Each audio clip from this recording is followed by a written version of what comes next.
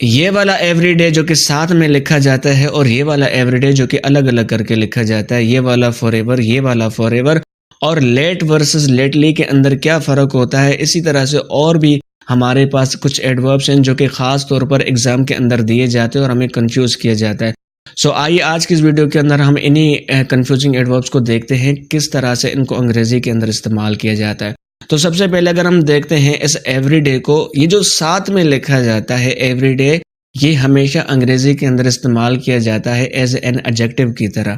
اگر ایڈجیکٹو ہے تو آپ کو پتا ہے کہ کسی ناؤن کے لیے آئے گا اور ناؤن کے بارے میں کوالیفائی کرے گا۔ جیسے کہ اگر میں کہتا ہوں کہ سائنس، کیسی سائنس؟ ایوری ڈے سائنس، روزمرہ کی سائنس، تو یہاں پر سائنس ناؤن اور ناؤن سے پہلے ہم نے یہ ساتھ والا ایوری ڈے لکھا۔ اسی طرح میں کہتا ہوں کہ ایوری ڈے پرابلمس، روزمرہ کی پرابلمس، لیکن جب ہم اس کو توڑتے ہیں، الگ الگ کر کے لکھتے ہیں، تو یہ ایڈورب کے اندر کنورٹ ہو جاتا ہے۔ جیسے کہ میں بولوں گا ہی کمز ٹو مائی ہاؤس، کب آتا ہے سر؟ آگے آپ کو پتا ہے سر ایڈورب کی نیڈ ہے تو ہم بولیں گے ایوری ڈے، جو کہ الگ الگ کر کے لکھا جاتا ہے۔ He goes to university every day, وہ ہر روز یونیورسٹی جاتا ہے، تو الگ الگ کر کے لکھنے والا۔ اسی طرح جب ہم بات کرتے ہیں یہ جو فار ایور ساتھ میں لکھا جاتا ہے، تو اس کا مطلب ہوتا ہے کہ یہ ایڈجیکٹو ہے، جبکہ اس کو توڑا جاتا ہے تو ایڈورب کی طرح کام کرتا ہے۔ جیسے میں کہوں گا فار ایور لو، لو یہاں پر ناؤن ہوا اور ناؤن سے پہلے ایڈجیکٹو، ہمیشہ والا لو۔ اسی طرح فار ایور فرینڈشپ، ہمیشہ والی فرینڈشپ، لیکن جب ہم اس کو توڑیں گے تو یہ ہمیں ٹائم بتانے کی کوشش کرے گا۔ جیسے کہ آئی ول بی ود یو، میں ہمیشہ آپ کے ساتھ رہوں گا، فار ایور آپ بولیں گے الگ الگ کر کے لکھنے والا۔ اسی طرح سر ہم جب بات کرتے ہیں سم ٹائم، جو کہ الگ الگ کر کے لکھا جاتا ہے، ایک سم ٹائم جو کہ ساتھ لکھا جاتا ہے، اور تیسرا سم ٹائمز، ان کے اندر کیا فرق ہوتا ہے؟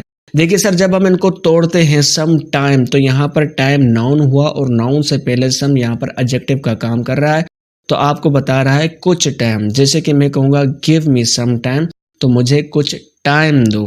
لیکن جب آپ اس کو ساتھ میں کر کے لکھتے ہیں تو یاد رکھیے گا یہ سم کے ساتھ جب ٹائم کو ساتھ میں کر کے لکھا جاتا ہے تو یہ آپ کو ایک ان نون میننگ دیتا ہے۔ جیسے کہ کسی ٹائم، کسی وقت کی ہم بات کرتے ہیں، جیسے کہ میں آپ سے ملوں گا کسی وقت، تو جب ان نون سینس جاتا ہے تو ہم اس کو ساتھ میں کر کے لکھتے ہیں۔ جیسے کہ I will meet you sometime، نہ کہ الگ الگ کر کے لکھنے والا۔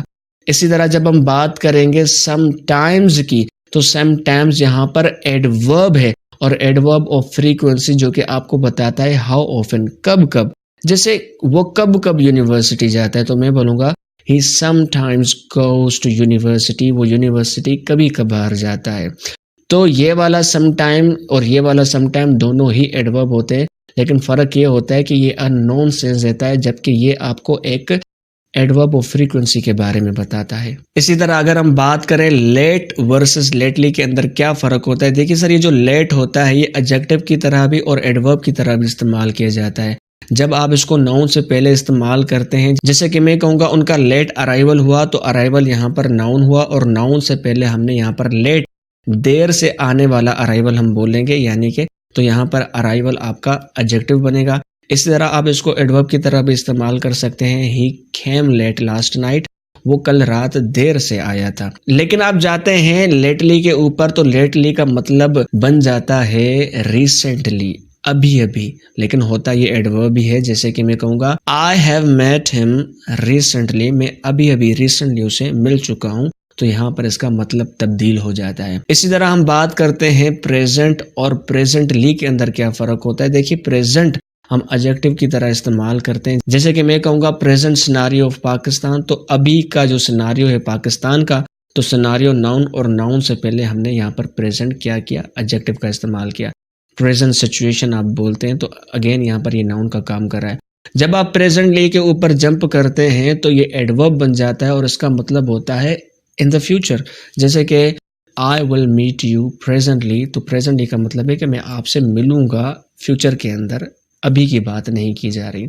اسی طرح سر ہم بات کرتے ہیں فیئرلی اور رادرلی، دونوں ہی آپ کے ایڈوربز ہوتے ہیں اور خاص طور پر ایگزام کے اندر دیے جاتے ہیں کنفیوژن پیدا کرنے کے لیے۔ دیکھیے جب ہم بات کرتے ہیں فیئرلی تو فیئرلی کو استعمال کیا جاتا ہے جب چیزیں آپ کے فیور میں ہو، جیسے کہ میں کہوں گا this phone is fairly good for me. جب رادر کا استعمال کیا جاتا ہے تو چیزیں آپ کے فیور میں نہ ہو، well this phone is rather bad for me, تو وہاں پر فیئرلی گڈ میرے لیے اچھی ہے، جبکہ رادر بیڈ کی ہم بات کرتے ہیں۔ دوسرا ہم بات کریں اس کی یوز کی تو فیئرلی کو ہمیشہ استعمال کیا جاتا ہے پوزیٹیو ڈگری کے ساتھ۔ فیئرلی گڈ آپ بولیں گے، آپ کبھی بھی فیئرلی بیٹر نہیں بولیں گے۔ لیکن جب ہم بات کرتے ہیں رادر کی تو دونوں کے ساتھ اس کو استعمال کیا جاتا ہے کمپیریٹو پلس پوزیٹیو، جیسے کہ میں بولوں گا رادر بیڈ بھی ٹھیک ہے، میں کہہ سکتا ہوں کہ rather better than that one, تو this phone is rather better for me than that one, تو یہاں پر کمپیریٹیو کے ساتھ بھی اس کو استعمال کیا جاتا ہے۔ اسی طرح فیئرلی اور رادر کو استعمال کیا جاتا ہے سلیکشن کے لیے،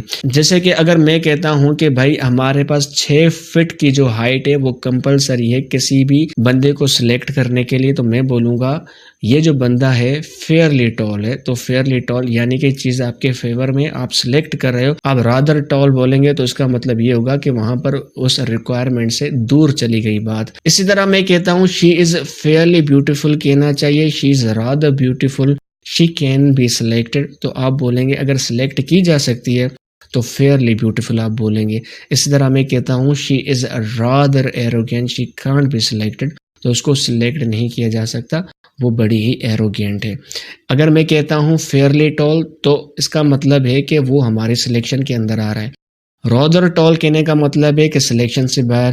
اسی طرح ہم کہتے ہیں اگر ٹو ٹال یعنی کہ زیادہ ہے ٹال سے، 6 فٹ سے بھی ابو چلی گئی۔ اسی طرح ان کو ساتھ میں بھی استعمال کرا کے آپ کو کنفیوز کیا جاتا ہے، جیسے کہ اگر میں بولوں گا I don't want to sit with him، میں اس کے ساتھ نہیں بیٹھنا چاہتا، he is fairly too stupid کہنا چاہیے، he is rather too stupid۔